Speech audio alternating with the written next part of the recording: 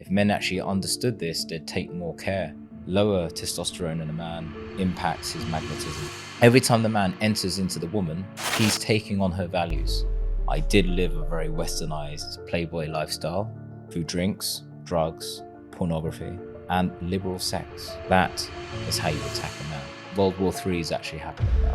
This will wipe a lot of people out because they're unaware. There are many institutions, for example, that are part of secret orders. I know them all. So what do you believe is the agenda behind that? I live by Primal Law. Primal Law are the darkest, deepest laws of nature.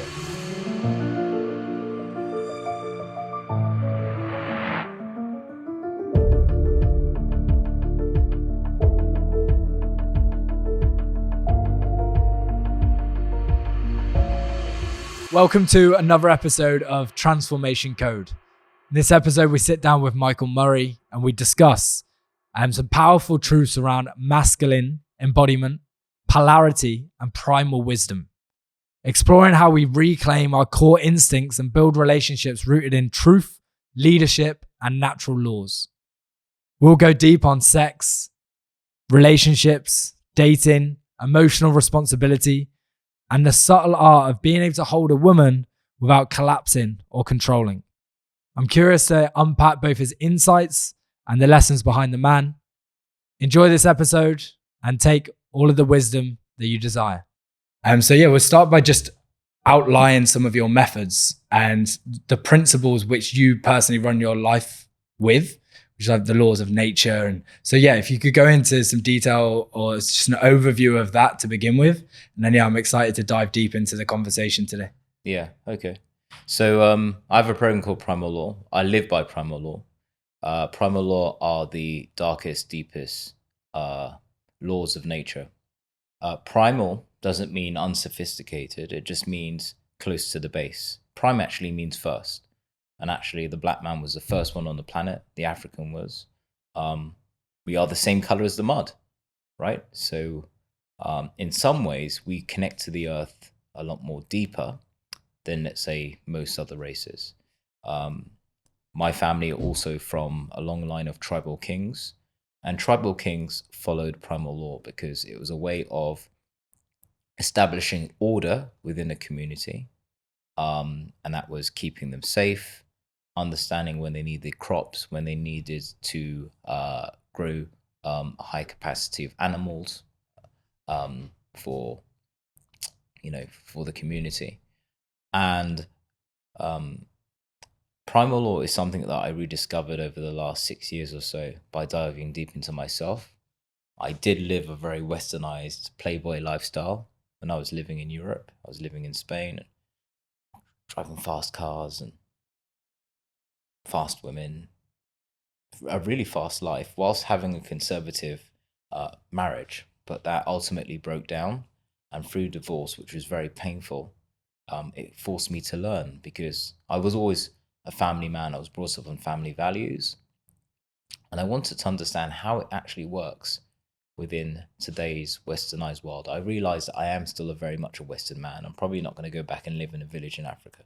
So how do I take traditional values which are instilled within me and apply it in today's Western world? And my ancestors came through meditation, through ceremony, and explained to me, or re-explained to me, what I already knew within, which is primal laws are the base laws of nature. Not only that, these are the base laws of the universe. So therefore, relationships are natural. And what I can say is, where relationships are not natural, that's known as a cultural war. Okay? So you've got others who are selling you unnatural relationships. And if people take them on, it breaks down not just their relationship, it's bigger than that. It breaks down the community bonds. Okay? Because it's relationship, community. If you break relationship, after some time, you break community. You see? So each individual action leads to a bigger reaction. And you're seeing these breakdowns happen within westernized worlds, westernized countries, in America, Europe especially, some parts of Scandinavia too, right? And that's actually why most of these countries have to bring in immigrants and assimilate them very, very quickly. Because the people there who have been there for the last, 500, 600 years are not having children. So governments have to do this. They're worried about their tax base, right? So what that shows you is there's a lot of people whose culture will die out if they don't take individual action, okay? It's actually the same as, for example, England, let's say during the Second World War, okay? Battle of Britain, Germany, if they made it through, they would have taken out all the men, and gone for the women and kids and tried to, infiltrate them. It's the same thing, If you can get men away from their nature, right? You're breaking down the family. That's an overtake. That's a destruction, you see? And a lot of people, because there's no guns involved, there's no missiles, there's not a lot of blood involved, they can't see it coming. But I see it coming. I see it coming from all different directions. So when what do you see coming? Well, I'd say in Europe,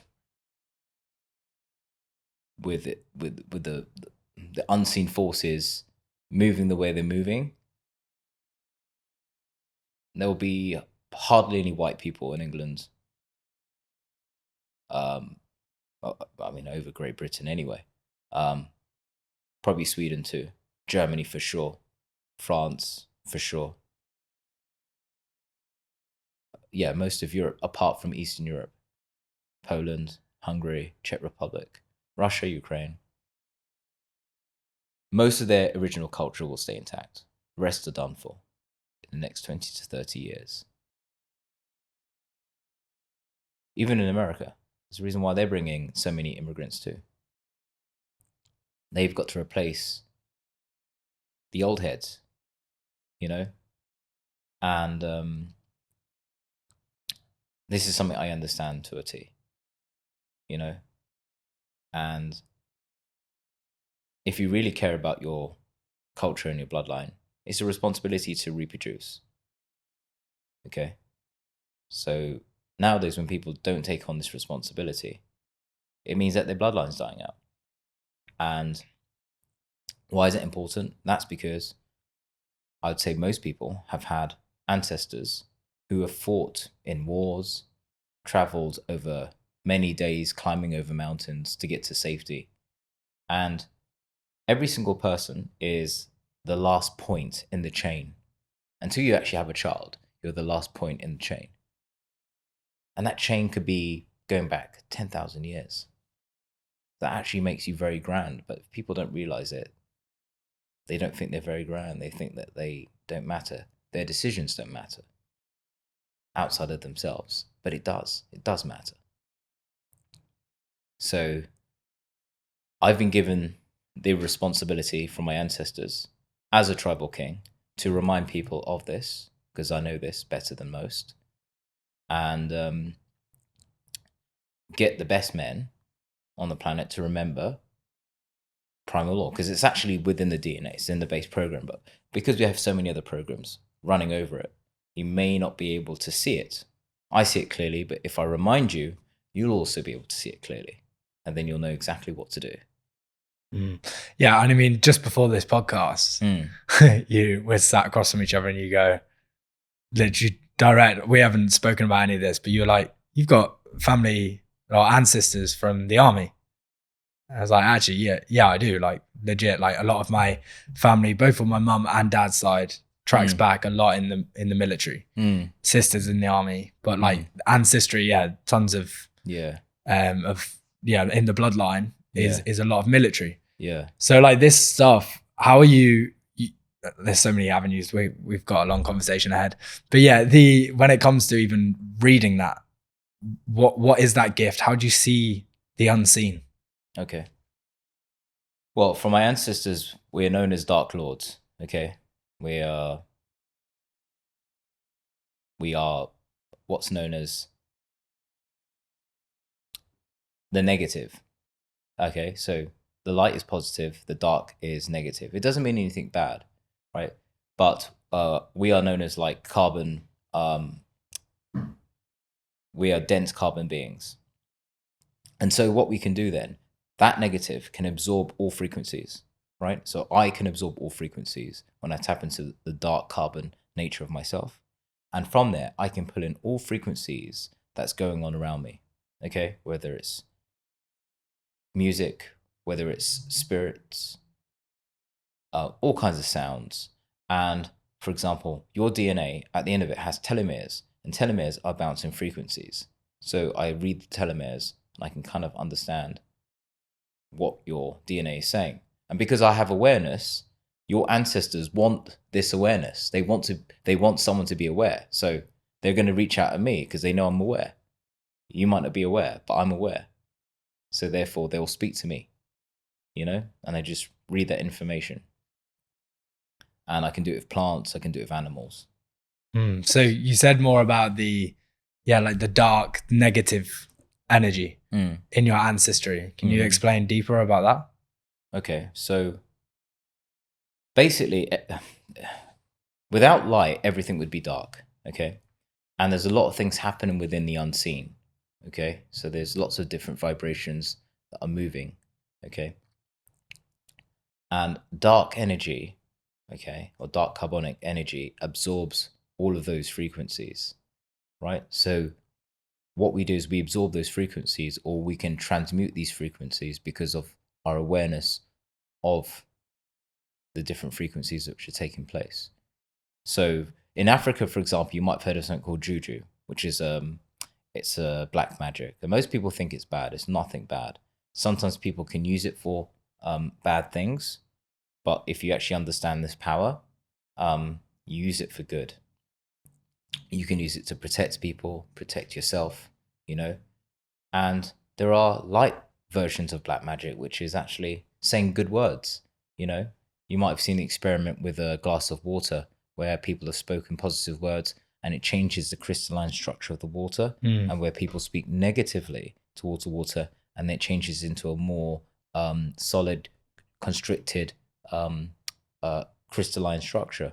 Well, these interactions are taking place on a daily basis. So actually saying good words to you is a form of black magic, because you can't see the words, but I can affect you. I can get past the skin. I can send those vibrations into your cells, and then your cells will take that information and form a crystalline structure. So when you're aware of these things, that's magic. You see, when you're unaware of it, it's still magic, but people that act unaware can't use it fully in a very powerful way because they're not aware of what they're actually doing. Yeah, because like the word, even say black magic, that's people, it's going to have an interpretation of like dark, or that it's being used for more of a negative, or so it's interesting. It's magic in itself, is from what I'm interpreting, and please correct me if I'm wrong, but is your perspective is that it's just the unseen. It's just the unseen. Anything that's not physical. It's like our words or our feelings, our thoughts. Yes. Yeah. Exactly. There are deeper forms of magic as well that one can use to be in touch with the spiritual world. So I can touch with high-level spirits, low-level spirits, and I'm comfortable operating in both worlds, you see, and in the physical realm as well, So it's by my birthright to be able to do so. So now I'm using it to help as many people as possible connect with their opposite sex, like a really good match, by using the laws of nature, and have happy families in future. Because if you take the earth, right, the earth is a sentient being. It's alive. A lot of people just think that they're alive and everything else is dead apart from animals, which is not true. Plants are alive, okay, and they think and feel. The earth thinks, feels, and hears. And in her body includes us, mountains, rivers, animals, plants, okay? And these are the cells that make up her body. And what she wants is healthy cells that work together, that come together in a healthy way. And just like your body and my body, when we have toxic cells, what does the body want to do? It wants to get them out. Yes. Yeah. That is the case for many people in the Western world. We started toxic processes. We've become very toxic. The planet is looking to get them out. This is the reason for the speed of AI coming in, right? So the speed of AI is in direct proportion to the breakdown of families. Nature has to replace the cells one way or another. And she wants to evolve. So she wants to get a lot more efficient. You know, she's not going to just kill herself or make herself ill because everyone else wants to. Right? It's either healthy mindset, healthy consciousness, or you're going. So you think that these rapid, like the technology and the AI is because the Earth is needs to kind of like protect itself and get toxic people away? Basically, yes. Yeah. Yeah. You see, the machine doesn't have to eat steak, doesn't have to eat salmon, fish, or drink water from the mountain. So what will happen then? Because if you look at the West, we eat a lot of foods that come in plastic, paper bags, right? This builds up a tremendous amount of rubbish.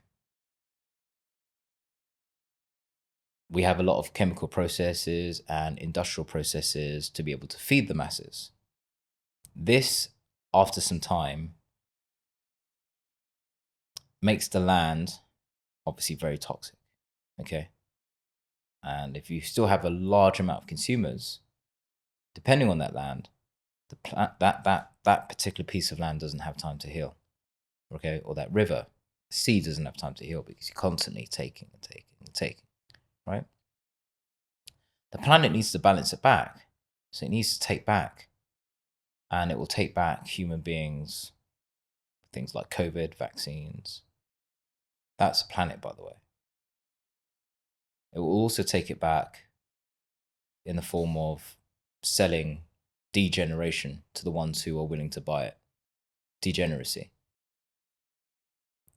Okay, so what she's inflicting right now is survival of the fittest at a very fast pace because the speed of the planet is at a much quicker pace now. So your primal laws, Yeah, and the work that you're doing, coaching people. yeah. What are the primal laws that you're working with? Well, the primal laws I'm working with, there's quite a few, but the base of it is everything in this universe is based on masculine and feminine energy. There's no other energies. There's no other genders. Okay? So, for example, today's world, we are sold many different genders, which means ultimately, if anyone buys into that, they're already debased away from who they are. Life is hard enough as it is. So if you don't even know if you're a man or a woman, it's just going to be a lot tougher. You see, that's the basis of the human. These energies are represented by numbers. So God, who's actually a man, by masculine force, built this system on numbers so that if everything has different perspectives, we can all come back to some truths. Okay?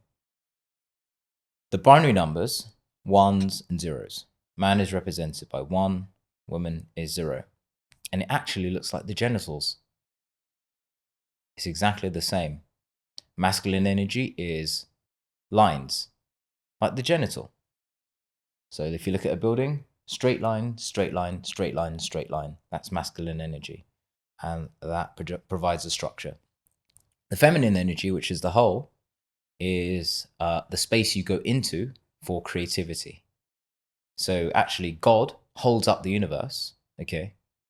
And the space, the dark space, is the feminine energy. And in that space is all the potential to create solar systems and planets, okay? The masculine energy structure, feminine energy is creativity. When these energies come together, okay, that's where creation happens on the back of a structure. Okay, so it's the same law that goes all the way throughout. It's magnetism, actually. It's attraction through magnetism. So magnetism is going throughout the whole universe. So obviously, if the universe was created this way, and if solar systems were created this way, and these are grand ideals, obviously. Planets were created this way with these laws, then surely it can work for a teeny weeny human, you know, because it's a law. So there's no hoping and wishing, you know. The planet needs those laws so that healthy cells can come together. The planet doesn't want to live by hope that, oh, men and women come together. No, it wants to live by law. So if people are not coming together, that's the cells being toxic, and they will need to be removed. And what's your perspective on, like, within us, we have both the masculine and the feminine energy? Sure, from my parents. Yeah.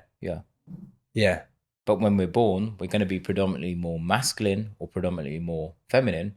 But for example, us men, we can pull on the feminine creative energy. That's what we get from our mother. So we must say, thank you, mother, for the creative energy that you provide. And a woman gets her masculine energy from her father. Okay. So we have both, but we're predominantly going to be more one side. Yeah, and like I was recently at a Tony Robbins event. His event, like, he's like, right, in a relationship, you know, you want to create a passionate, loving, intense relationship. You want to create polarity in the relationship. Yes. Because, you know, if something's neutral, it's like a magnet, like two magnets that you're trying to put together. It's like, it doesn't work. Yeah. Whereas if you've got a huge amount of magnetism, like, you need like a positive and negative charge, and bang, it comes together. And exactly. Then, so yeah, it was interesting because he speaks about that, how, you know, we have both the masculine and feminine inside of us, yet in the frame of a relationship, it's like you need both parties to be accepting that, look, our role is to create this polarity so we come together and magnetize. Exactly. So you may understand now that if you can get one of the other sexes to lower their natural tendency of magnetism, it repels the opposite side. Okay. But obviously, magnetism is not seen. So again, a lot of people don't know what the hell's going on. Right? They know the problem's there, but they can't see it. You see, they can't see the problem. They can't see where it's coming from. I know where it's all coming from. Right? So if I can help men master the magnetism side of things, naturally, they'll attract the right partner to them. Okay? Yeah. And they're supposed to work together. They're not supposed to work separately. So where do you see the men going wrong? Well, you see, there are many institutions, for example, that are part of secret orders. I know them. I know them all. And they're playing on this fact. And so they're creating cultural warfare, right? Because they understand that they can actually destroy a whole country this way, or countries this way. Really, destroy them. Without people, they're destroyed. You see? And so men in war are always going to be the first ones to be attacked. So they were attacked by being told they are toxic, right? So then men don't really want to be toxic. So they're going to tread carefully talking to women. Men don't even hardly talk to women out in the open these days. They're attacked through food. Lower testosterone. Lower testosterone in a man impacts his magnetism. And once you understand how a woman works, she senses that. She can read a man up and down. Better than sometimes we can read ourselves. For sure. You know? Yeah. Through drinks, drugs, pornography, and liberal sex. Liberal sex, yeah. That is how you attack a man. By pushing all of these ideals onto a man, it lowers his value, right? So again, if we go man is number one, woman is zero, you lower a man's value, you subtract his value, the number one falls over, and the woman rolls all over the men. You see? Always subtracted down to a zero, whirlwind, clashing, right? She can't move into a stable branch, the number one. That's where men and women are attacking each other on podcasts and all that nonsense. Or not believing in each other anymore. Can't find a good man. Well, there's no good women, you know, fighting amongst themselves, wasting time instead of building. See, the countries that are building, like countries like Poland, they have more traditional values. They work hard together, so they're going to do all right. Yeah, so what do you believe is the agenda behind that? Well, there are certain countries that want to destroy those countries. I can't really name any names, but yeah. Countries are attacking each other all the time, you see? And they can't use nuclear weapons, okay? They can't march in with guns, but they can do it with culture. And there's certain individuals that also like to play this game with culture. It's a slow burn, but for them, it's a lot more of an interesting game. Because war really is a game. It's like a game of chess, you see? And in the highest levels of secret societies, these are the games they play. So your perspective is that there's countries that want to rule, so they're going into certain cultures and basically destroying them through taking away polarity. Yeah. So then people are not reproducing as much. Yeah, then the country has no soldiers. Mm. It doesn't have anyone whose main identity is to hold on to that soil. So therefore, then they can march in with their ideals, which they're selling, you know? Because by the time, and if there's anyone left anyway, the ideals are going to be so low, right? They're going to be so battered and bruised, they're going to have to be lifted back up again. And whoever's been selling those bad ideals are probably going to be the same ones to lift them back up again, but onto another ideal, not the original ideals. So what, in your perspective, should men and women be doing in this time on like their micro level in their own little world? What can they be doing to, actually take responsibility for creating polarity in their life, creating meaningful relationships, living a purposeful life for them, and actually standing up for their ancestry, their heritage? Okay, well, come and do it properly. Come and learn Primal Law. Because once you learn the magnetics, there's no reason to get divorced. The man is basically in control of the direction of how the relationship works. Because one of the reasons why men these days don't want relationships is because we're logical to understand that if this situation is like this and the woman is not completely attracted and in, there's a possibility of the woman destroying that man's foundation. So men know this.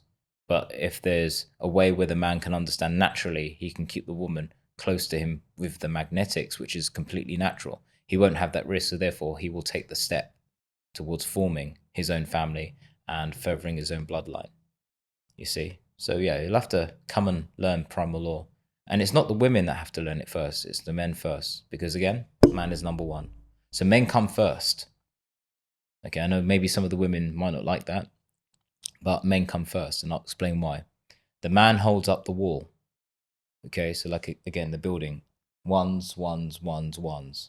Okay, and that's supposed to keep the woman safe. So the man has to come first to create the shield, the boundary, the structure around the women. That's why ones come first. So without structure, everything falls. Without the structure behind the universe, everything would be sucked into a black hole. So God's job is to hold up the universe and hold it steady so that everything can be steady within it.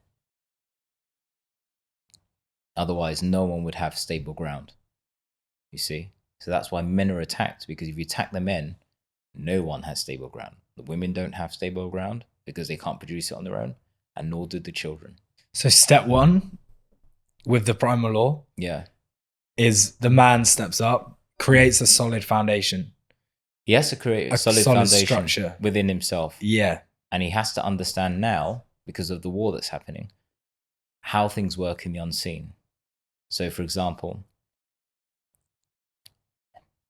he has to align himself back with God values.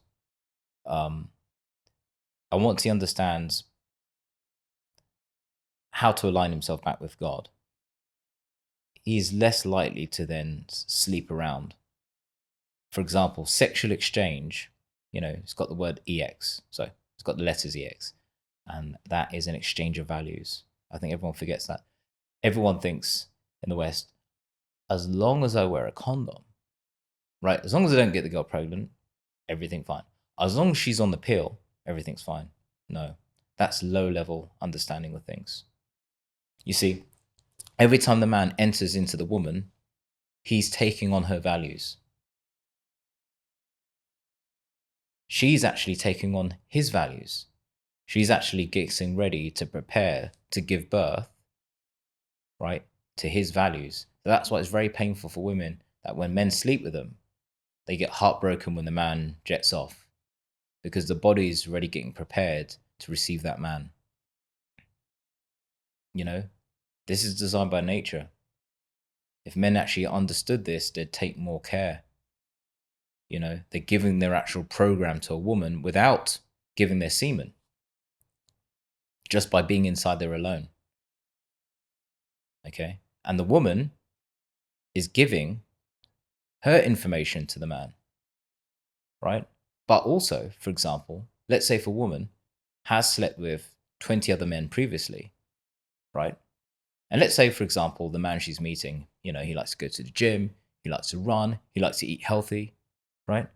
But maybe she's been sleeping with 20 unhealthy dudes that do drugs and drink alcohol. Then he's receiving those values because she actually is a container, so she receives more than the man. But the man is dipping into that. So now that man, who could have been clean, is now walking around with a woman's bad values from letting all those other men in and all the other men that were in there before. Yuck. You see? It puts a totally different spin on sex. And now that man, he's walking around with all of these values. Maybe he's sleeping with 5 other girls exactly the same. So open, and each woman has got 20 other men's programs in them. Now he's carrying 100 men's programs. Nothing to do with him or his family, or the way he lives his life. And because he's carrying this energetic field, he obviously thinks, oh, one day I want to meet a really nice, loyal woman. But the energy around him does not speak of loyalty. It's all unseen, right? But a very loyal woman, her energetic field is in a completely different vibration. He can't reach her because his value is now lower, because he's been confusing himself with many different women's values. So that good woman doesn't want him by energy, by the law of magnetism. But if a man is clean and he only exchanges his energy with a woman of good values, then he can multiply his value.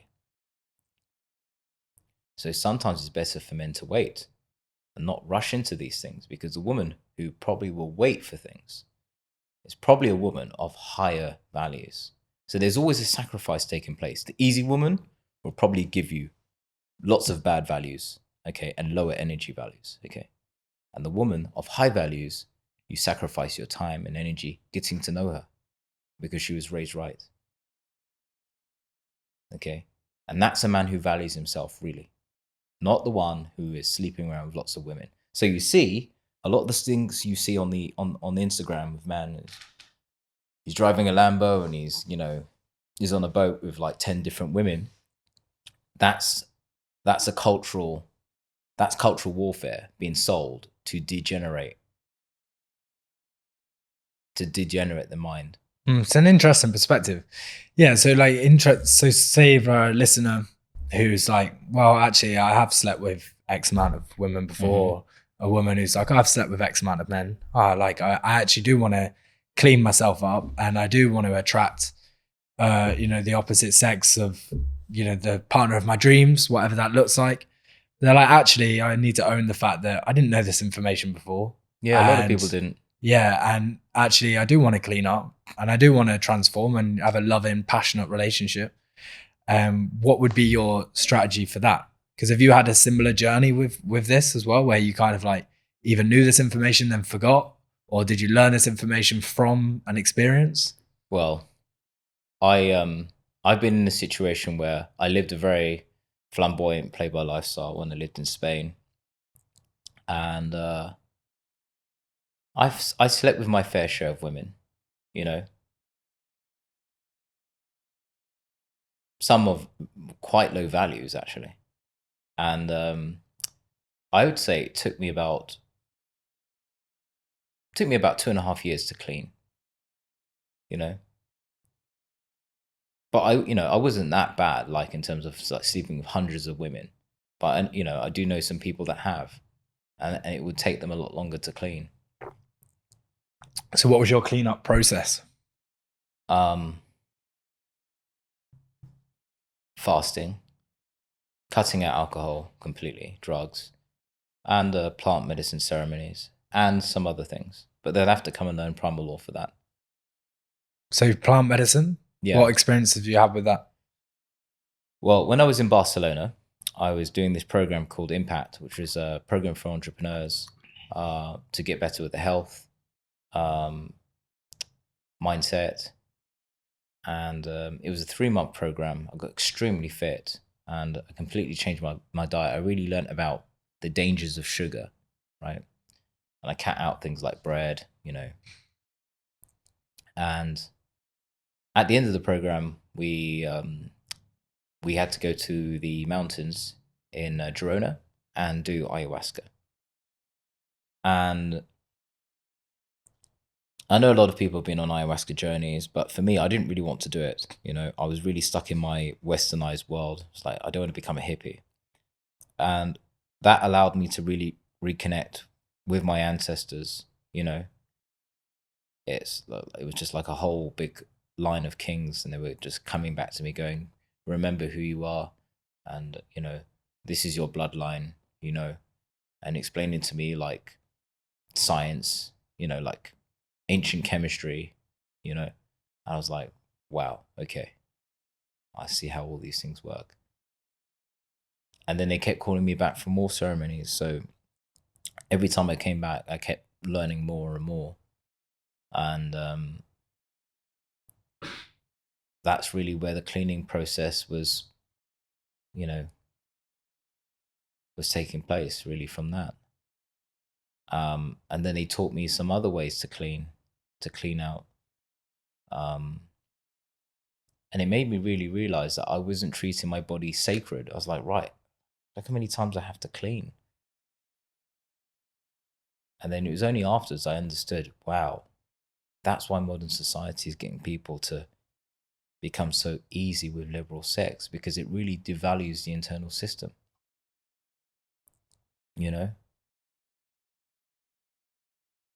Yeah, for sure. It's ingenious. Actually, in a way, if you really like war and strategy, it's ingenious.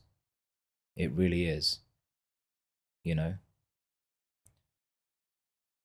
But obviously, we don't want everyone's bloodlines to be vanished.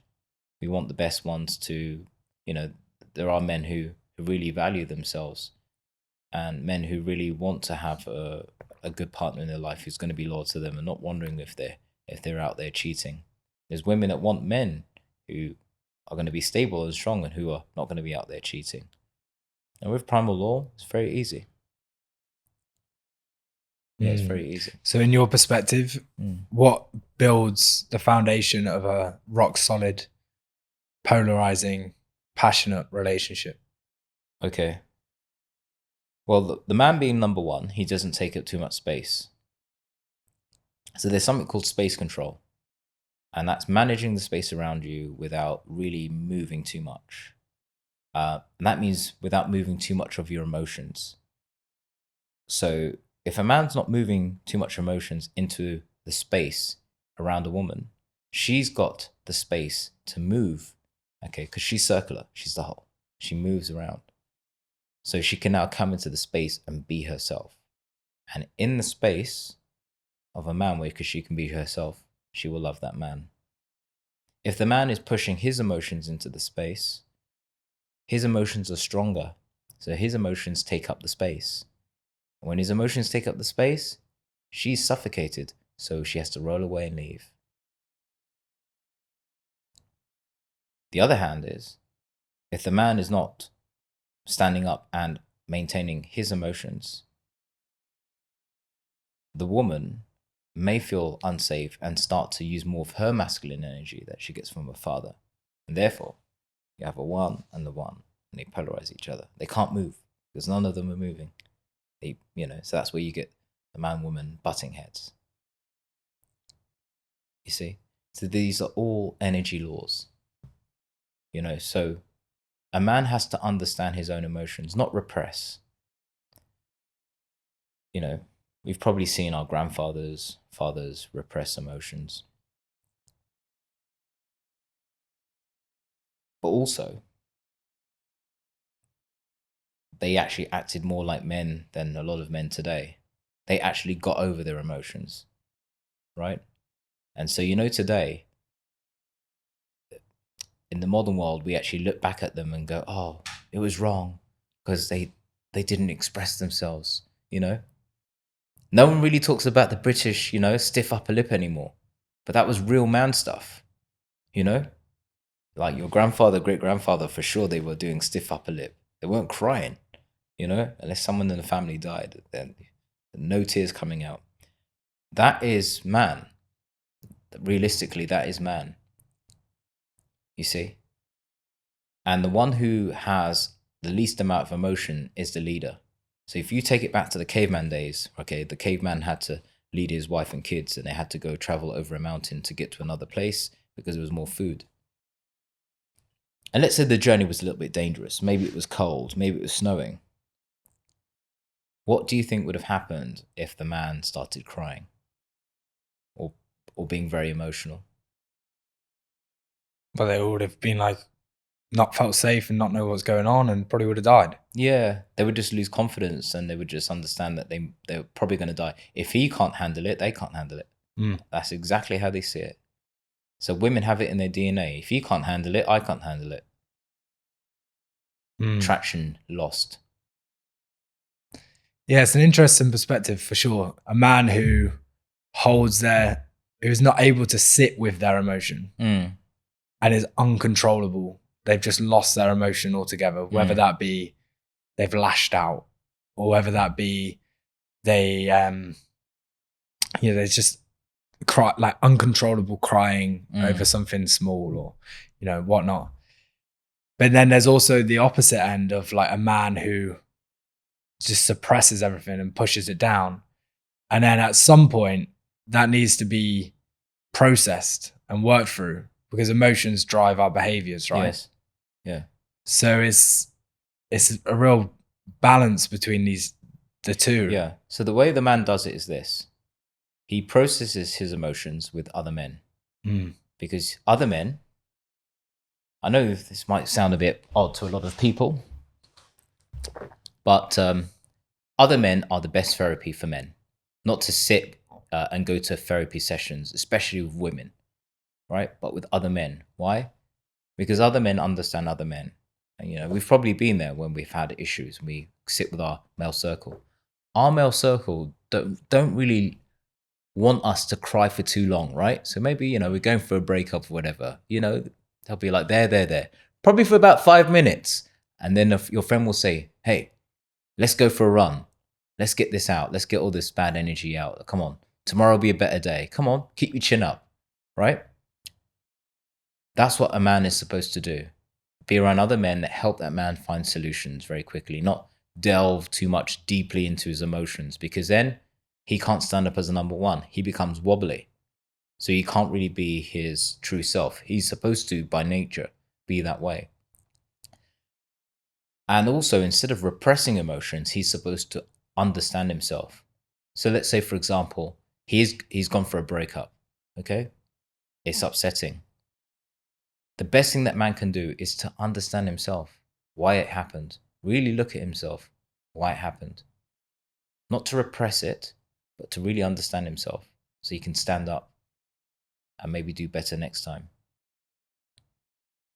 That's how man is supposed to be. But if you get men to go to therapy and talk out all of their feelings, again, what happens? They become feminized. If anything, the best way for a man to handle very strong emotions is to move. So through martial arts, heavy lifting, even if he wants to dance, That's the best way. But repressed emotions is never good, because usually the man will let it out in negative ways.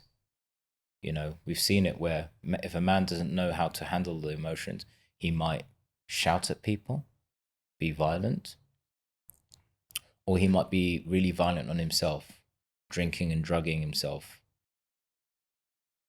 to numb the pain.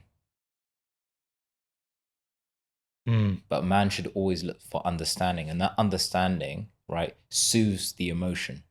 You see, it's called mankind for a reason, which means man is supposed to understand mankind. So when he understands mankind like God does, he becomes less emotional about stuff. You know? So for example, as the man is less emotional and the woman is more emotional, now that a man understands a woman's more emotional and she gets emotional and she's being emotional in front of him, he's just supposed to go, she's being a woman. You understand? Because he understands. But if he doesn't understand, he'll probably be like, well, what the hell is up with her this time? Oh my God, you're starting again? Come on, dear, come on, calm it down. And then she's going to get, you can't tell me to calm down, because he doesn't understand. If he understands, he knows what to do. I understand that's just how the woman is. She's just going through something. Her emotions are high. She's just being a woman. Nothing to get emotional about. I understand. You see? Through understanding, the man can control his emotions, not by repressing. Repressing means he doesn't want to understand. If he doesn't want to understand, he'll feel that pain within his body. This is the law.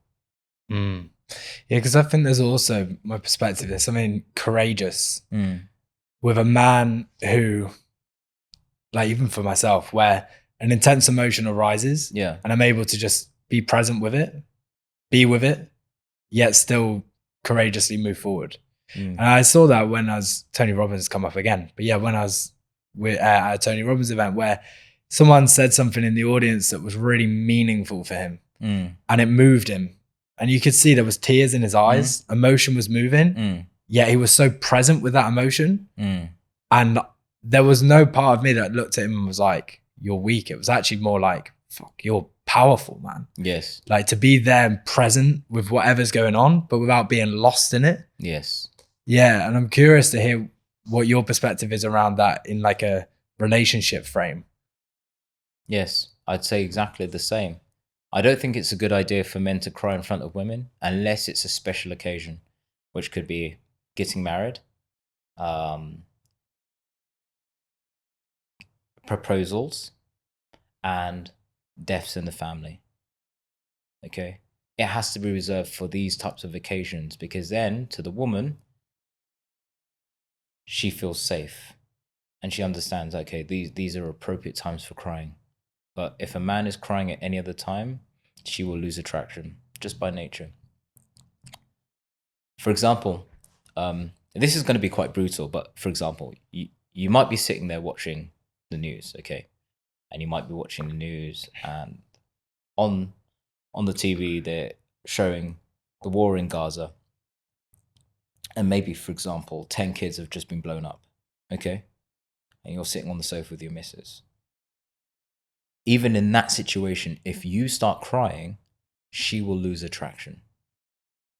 As brutal as it sounds, but this is primal nature.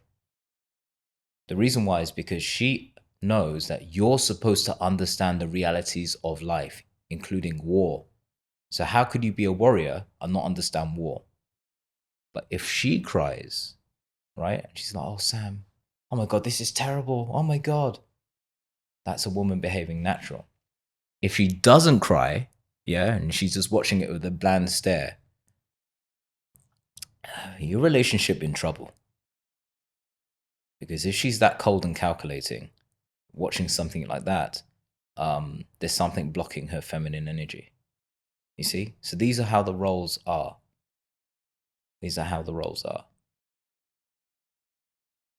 man is supposed to understand, oh, that's not very nice, but I understand why this is happening. Men fight wars, and sometimes wars are bloody. You're not supposed to cry. So then in that moment where, say, an emotion arises, you're in that situation, how would you play it? How would you handle it? Well, being in that situation. Like, say something really, like I shared the example where with Tony Robbins, something really moved him. He had tears in his eyes, but it was still there. It was impacting thousands of people. That's totally appropriate because it was a moment. It's like a special moment, you know? Let's say if Tony Robbins was on, I'm sure it was like a mastermind over a number of days. And let's say he was crying every hour. Someone said something impactful. Oh, yeah. It would then lose, its sense of magic. But that moment was magical because he's a big, strong, 7 foot tall man crying. So then you're like, oh my God, if he's crying about this, yes, that statement really was impactful, really moving, you see? And so you remember it, you see? And women like things like that when it's a special moment. Yes. Yeah. It's that special moment. And it was a special moment. So he allowed himself to really be moved by it. Yeah. Right. Yeah, and still be present in that moment and then go out and still impact thousands of people like moments afterwards. For sure. So it's it's courageous because you're not like lost in that. Exactly. You know what? Even when family members die, I've never seen a man wail out like a baby. Yeah, it's just like emotions present, right? Yeah, like maybe a drip. Yeah, man. But not like still cry. You'll still cry and probably just, he'll sit there, but he won't cry out like a baby. Yeah, he'll cry and the tears will flow, but he'll still kind of hold firm. From that polarity sense, it's like there's even with that intense emotion, there's a presence and there's a foundation. Yes, there's still like a solid foundation despite things moving through, because naturally, like if you talk about natural laws, like you can't even suppress that. Like energy just moves, right? Like emotion is just energy, so that's bound to happen. But I get your perspective for sure. It's like, is the frame, is the stability, is the foundation still there throughout those moments, so that then the feminine energy, female, feels safe. Yes, exactly. Exactly, because let's say if there was, a death of a grandparent, the man has to understand that he still has to hold strong for the woman and the child, so that they still know that life moves on, life will be okay, and that's what man is supposed to do, regardless. It is a responsibility of being the leader. That's why men are number one. Interesting. So how do you bring a deeper connectedness between men and women in a society where I don't know any facts around this or any information, but I see and I feel that there's more division that tries to be made, whereas I see that connection needs to be made, Okay. Well, the men have to stop moving around too much. Stop talking to too many women. Stop sleeping with too many women, because that movement is actually feminine. It's undecidedness, and undecidedness is more feminine. Remember, the feminine moves, the man stands still. On the chessboard, the king moves one step, the feminine can move across the board. Okay, so if the man is moving across the board, he's moving in a feminine condition. Okay, so obviously the women are not going to be attracted long term to that. Okay, so man has to understand these basic rules. And when he stands out alone, his energy is high. He has these internal high values. Women, which are more spiritual. So for example, the man is represented by his physical nature. The woman, though, her main value is spiritual nature. So I might say something here which is a bit non-PC, but this is just the truth. Usually men are attracted to women who are smaller than them. Why? Because a woman with less meat on her bones represents the fact she doesn't need as much. She's more spiritual. The reason why usually men are not attracted to women who are bigger boned or they've got more meat on their bones than a man, is because we would look at that woman as being able to build her own house. That's how it works. I'm being bluntly honest, right? So women being spiritual can feel everything. They can feel everything through intuition, okay, and emotions. Everything that's happening in the unseen, right? Women can sense it out, okay?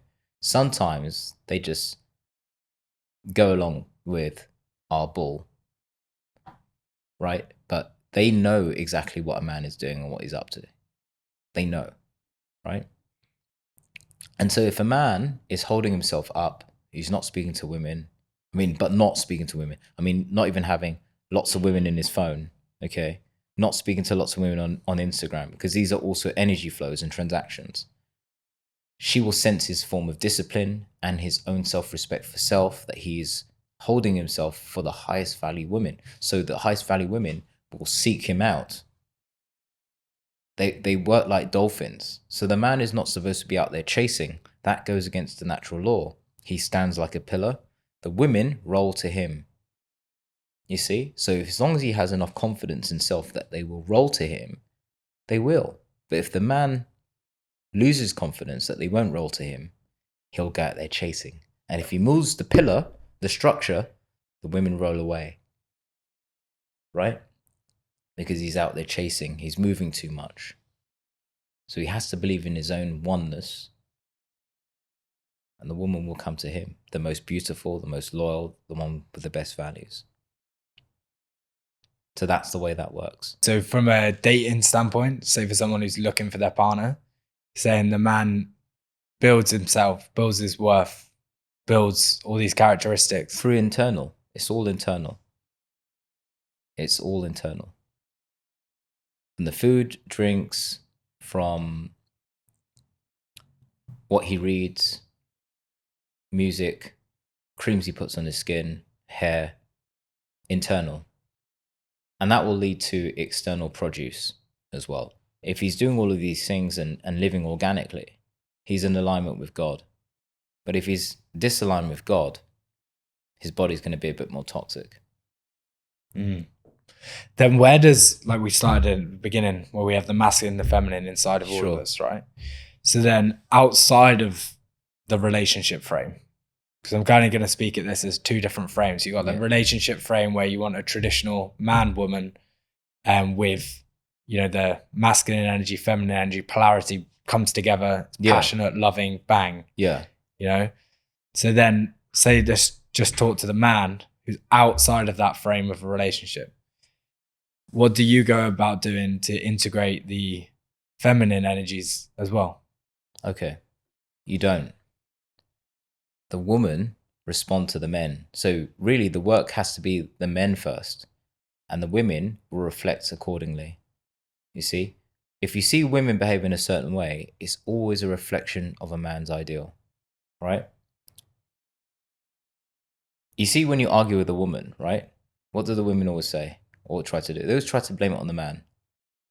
And they're right. It's always a man's fault because he's not holding the space correctly.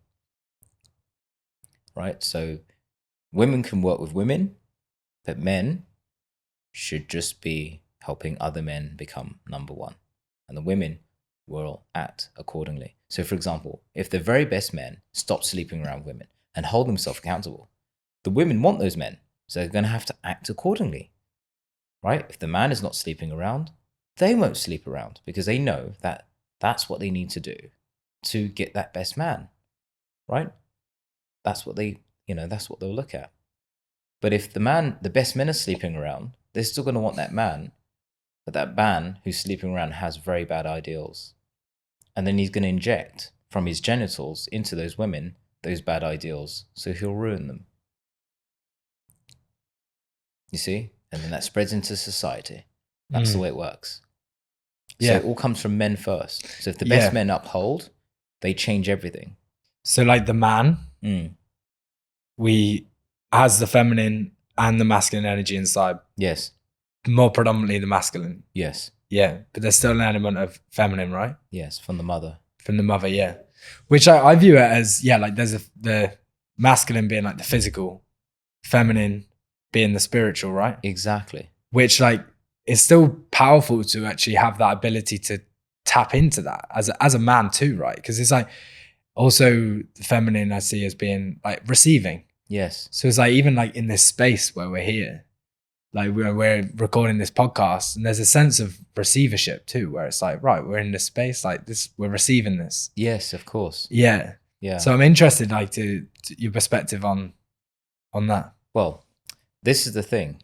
So going back to how a man can connect better with women, once you understand that the women are spiritual, man is physical, but the man also has the element of being spiritual from his mother.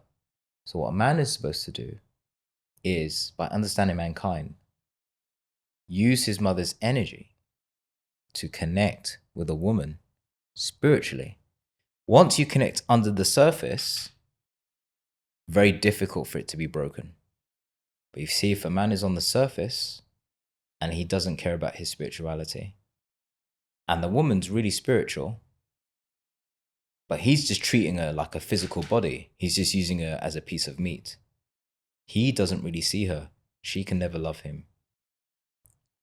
In some cases, when women are just dealing with a physical man and he doesn't bother to be spiritual, she wants something from him. She's going to want a connection with him somewhere. So she'll just take his money, right? But still, he can't see her. So what she'll do is she'll come up underneath him and break his structures and he's like, oh my God, where did that come from?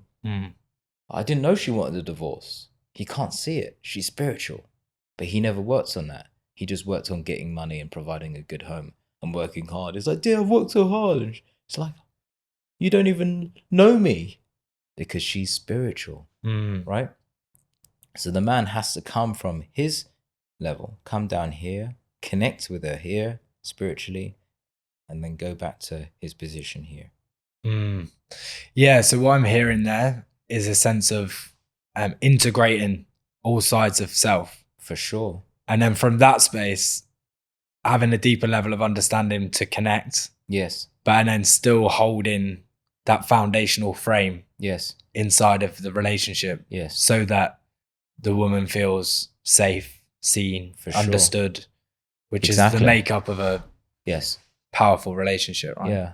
So as I said with the planet cleaning out, right? Healthy is conscious man.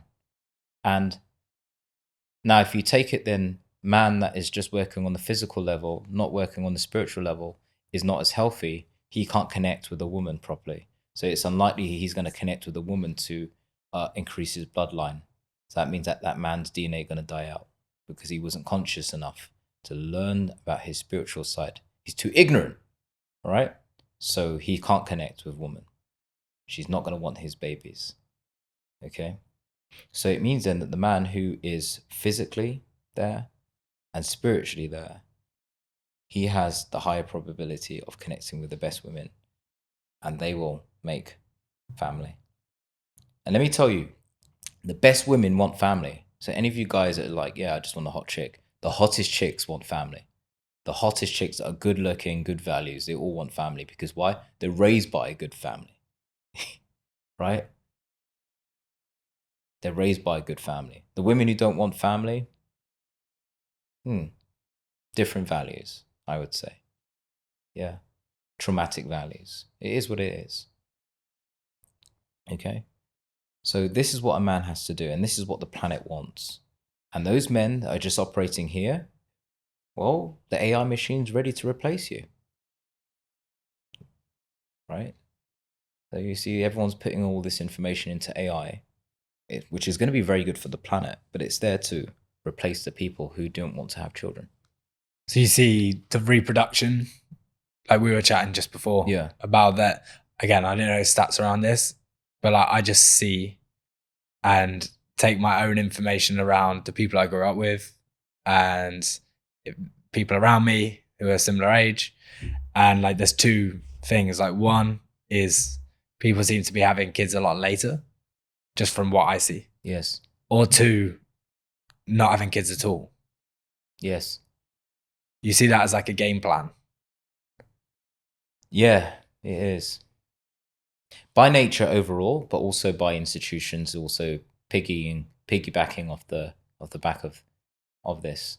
So in the West, you have so much. How can I say it? You've got you've got so much media that are attacking people with ideals away from their nature. So you'll find that, yes, a lot of people have kids later because they want to have more fun. Okay. And that fun usually means more partners until they want to settle down. Okay. That's quite unnatural. And then you'll find that especially in the westernized economies, a higher cost of living as well. So it means that a lot of families can't afford to have 2 or 3 kids. But that high cost of living is also involved in cultural warfare as well. Pricing people out of birth. Yes, this is happening. Yeah, man, it's expensive to have a kid. It is. Yeah. It's very well in Western world. It is. Yeah. But if you notice though, but then the governments do give cash as well, right? Yeah. For certain people who have kids. You want to know why? Okay.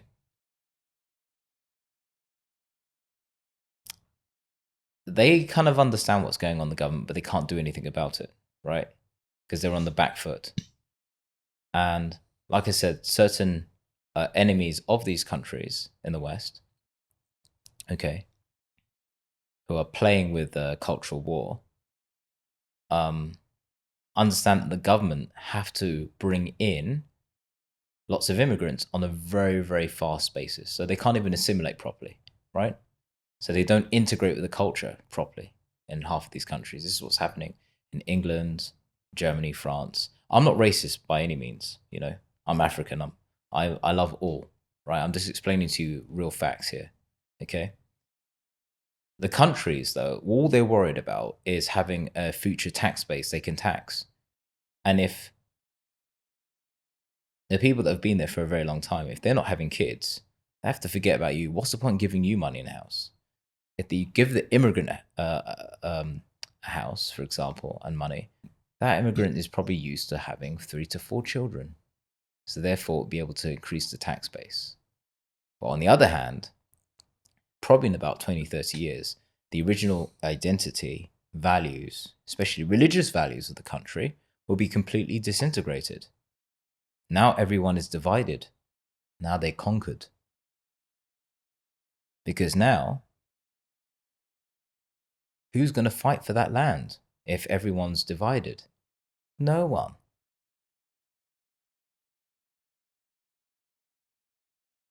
So what I really say is World War III is actually happening now. I already know it. It's already happening now. Can you go into more detail with that? I just did. That's warfare. That's warfare. This will wipe a lot of people out because they're unaware. Just in a way that may not look like war on the surface. Yeah, it doesn't look like what the war that we know because soldiers are not marching, guns are not shooting, but it's working in other ways. If you destroy a family, if you destroy the local culture, that's war. And yes, that's taking place at this moment in time. So men have to understand that it's not always going to be peaceful, right? The way nature works is men have to fight. It's part of being a man. And so that means that warfare always evolves. It's always evolved. So a man has to be on the lookout. He has to be prepared. One of the reasons why me and you, we go to the gym and get ourselves fit is to be in preparation for war, right? To have a body that's able to kill, right? This is part of nature. So these are things that a lot of people don't understand because they're just looking towards everything being good, right? But men are testing each other all the time, So one can't slack off and just think, oh yeah, we're all safe all the time. No. You're safe for a period of time, but then there's always war brewing. And this cultural war is happening right now. They can see it happening and they're getting upset, So for example, you have a lot of Englishmen in England and they're upset, right? With all the immigration. And they should be, right? But if you make an Englishman think, oh no, you're racist, he kind of holds back. I'm not racist. Yeah. And then he's seeing his whole bloodline. So internally, he's like, what the hell do? I don't want to be racist, but this is way too much. And you should feel like that. Why not? You think that this is happening in India, in China, or even in African countries? It's not happening that much. We're having boatloads of white people coming in. They'd feel exactly the same. It's natural, right? It's natural. So they're seeing it, but they don't know what to do, right? They don't know what to do. They can't just turn up and throw these people out. These are just people coming in to make a better life for their family. The governments are just looking for future tax revenue, right? So the only way you can fight it is by forming family. It's basically the way you return back to your nature. So if Europeans, for example, in these countries and states, if they don't return back to the nature, you've lost. It's that simple. You've lost. It's not a game fought with guns. It's a game fought with love. So man has to return back to love. Love himself, love woman, and he will come back. He can save the day again. I appreciate you sharing your wisdom, perspectives, and the way that it's just a really interesting conversation. And I know there was probably some parts which may be triggering for some when they're listening. It also makes a lot of sense as well, with the way that we're laid out with our masculine and our feminine, creating polarity inside of a relationship and reproducing and actually, creating family. And I think that's from my personal perspective is a very important. It's like why we're here, really, Yeah. To reproduce, to pass on what we've learned to the next generation, so that we make the world a more wise and better place, for our next generation. And that's kind of part of our duty. It is. I'll tell you why. Okay, so most people, this is a bit of Masonic information. In westernized countries, most people learn that, well, when someone dies, we say they've passed away, right? They've gone to heaven, right? So we get upset, of course. Grandfather who's gone to heaven, God bless him. In African traditions, we don't say that. You know what we say? He's gone to the ancestral realm, but the ancestral realm is within. So whilst everyone's looking outside, saying they've gone away, they've gone inside. Mm. So the whole point of evolution, right? Okay, is that your great-grandfather who was fighting in World War I, he was fighting not just for that present moment, but for the fact that he's actually alive inside of you. In fact, they're all alive. They're alive in your cells. They're alive and kicking and conscious. In fact, most of your decisions are not just what you think of as your decisions, but a collection of all of your ancestors' decisions leading into one decision. So you are a collection of many. Now, royal families, wherever you go, if you go to any castle, what pictures do they have on the walls? What statues do they have? The generations. Because they worship their ancestors. Because they know this stuff. They look at themselves as not just one, but one of many. So that's what makes them grand. If you get a human being to understand he's not very grand, he's not going to take good care of himself. He might not eat well. He might smoke himself and drink himself down into a stupor because he doesn't understand. But when you start to understand that there's people inside of you who are alive, right? It's like if you had your grandma next to you, you got a walking step, right? Your grandfather, next to you, but you better talk with some manners. You see? So you can become noble by understanding these parts of yourself. And then you understand then that if you don't reproduce, they don't live on. Everything that they actually fought for stops right there. Because you weren't able to take on the mantle of responsibility. So it's a really grand ideal when you look at it. And it makes every human being a grand piece of art, a grand piece of history. And again, once you see things like that, you're not going to want to just sleep with anybody. you're going to really value yourself. So the game is, on the planet, is to get people to forget these things, because then they value themselves less. So my job with Primal Law is to get people to value themselves more, and then things will fall back into order. Epic. Bro, thank you so much for coming on. As part of the tradition on the show, each guest leaves a message, and that goes into the vault. And there were 10 mystery messages inside of there to begin with. So for today, you'll be able to leave a message at the end, and then also pick one now, and then we can have a chat about it and go from there. Do I read it out? Sure, man. Yeah. You are a miracle with God energy. Within, you are capable of anything. And I encourage you to seek and then become the most incredible version of yourself. Rise and shine, Anth. Anthony. Yeah. Awesome. Yeah, man. So that's like a power message that's evidently come for you now. Brilliant. It's actually quite in alignment with what we've spoken about today in a way. Perfect alignment now. Yeah. Positive, good words of love. There you go. That was written by a man. Good words. Amazing. Love and wholeness. All right, brother. Thank you so much for coming on. Thank you, sir. Appreciate you. Yes, the same. Yeah. Thank you for inviting me. Legend. Cheers, bro.